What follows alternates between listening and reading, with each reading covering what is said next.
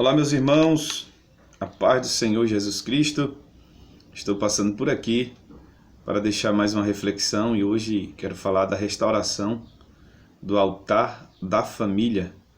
O texto ele se encontra no livro de Gênesis, capítulo 13, versículo 3, quando Abraão resolveu restaurar ali o altar do Senhor para adorar juntamente com a sua família.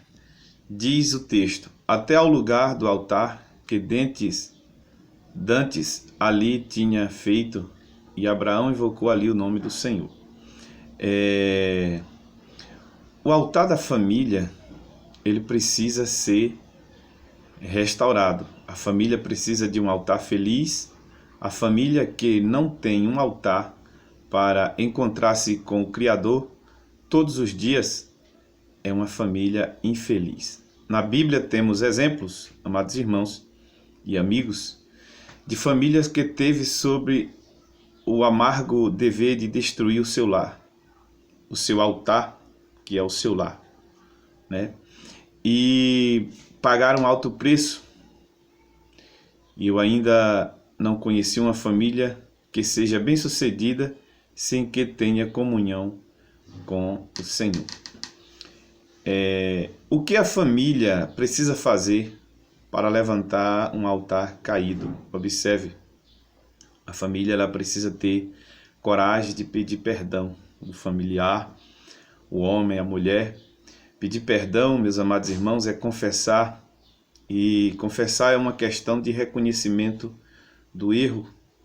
Ter coragem de pedir perdão significa colocar a primeira pedra da restauração no altar. Isso é para poucos. A Bíblia diz, se confessarmos os nossos pecados, Ele é fiel e justo para nos perdoar os pecados e purificar de toda injustiça.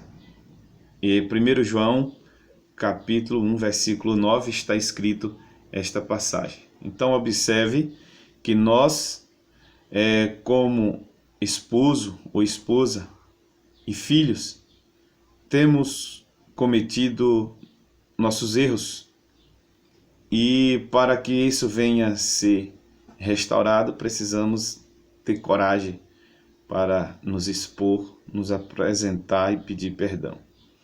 O versículo anterior deixa claro que todos nós erramos. Se dissermos que não temos pecado, a Bíblia diz que nos enganamos a nós mesmos, já estamos mentindo, né? 1 João 1,8 diz que não podemos, de forma alguma, declarar que não temos pecado. Mas a falta de perdão leva ao fracasso total a família, pois as bênçãos de Deus se ausentam da nossa família. A falta de perdão desaparece o amor, a ira prevalece. Os demônios se alegram. O Espírito Santo sai do seio da família. Observe que, em geral, devemos pedir perdão uns aos outros para que Satanás e seus agentes desapareçam da nossa família. Tenha coragem de dizer: Pai, pequei. Você tem essa coragem, querido? Lucas 15, 21. Diz aí: o meu pai, pequei. O Salmo 51, verso 3, diz que se dissermos que não pecamos, fazemos-lo mentirosos e a sua palavra não está em nós. 1 João 1,10 diz. E aí nós precisamos observar e dizer assim: me perdoe. Peça perdão. Porque pedindo perdão você está também se humilhando. E se humilhar significa reconhecer a sua situação. A Bíblia diz que aquele que se humilha, Deus exalta.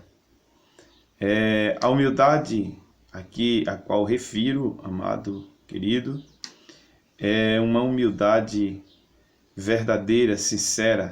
Não é aquela humildade de aparência, mas do nosso interior. Muitos parecem ter essa humildade, mas fim das contas, é uma humildade falsa. Humildade é reconhecer que sem Ele nada podemos fazer e nada somos sem Ele. João 15, 5 diz. Humilde humilde é grande. Humildade, meus amados irmãos, é tirar o orgulho de dentro de nós, tirar o orgulho das nossas vidas, como diz em Gálatas 2:20. Meus amados irmãos, observe que às vezes temos que perder na vida para ganhar. E se nós quisermos ter um altar, um casamento restaurado, precisamos perder a nossa razão, muitas vezes, e voltar-se para a boa convivência. Lamentações 3:29 diz assim, olha, ponha a sua boca no pó, talvez ainda haja esperança. Às vezes nós precisamos nos humilhar diante de Deus também.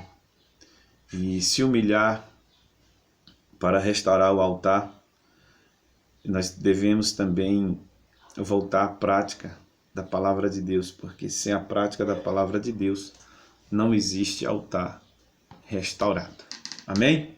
Então, temos algumas razões pelas quais o altar ele é destruído, e entre elas estão aí as novelas, as viagens, os trabalhos, as preocupações, a negligência, a rebeldia, a frieza.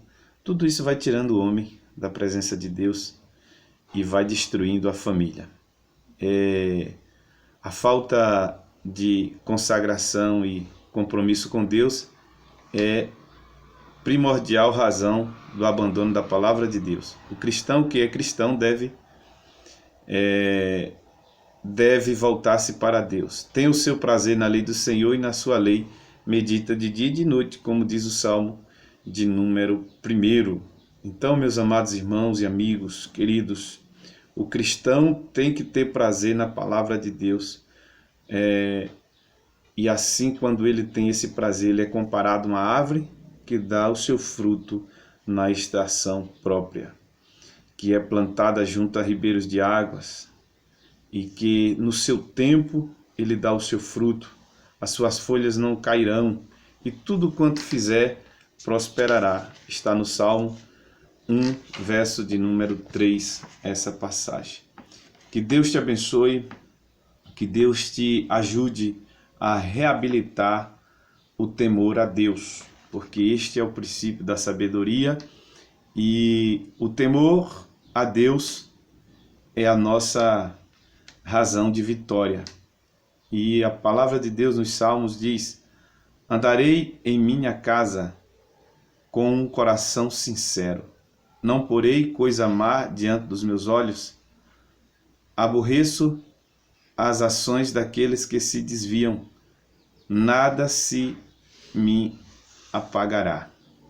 Agradar a Deus no lar deve ser a prioridade do crente fiel, digo eu. E no relacionamento familiar, onde primeiro deve ser manifestar-se e desenvolver-se a verdadeira santidade. É no relacionamento familiar. Amém? Que Deus abençoe a tua vida, restaure o altar do Senhor e seja abençoado em nome de Jesus.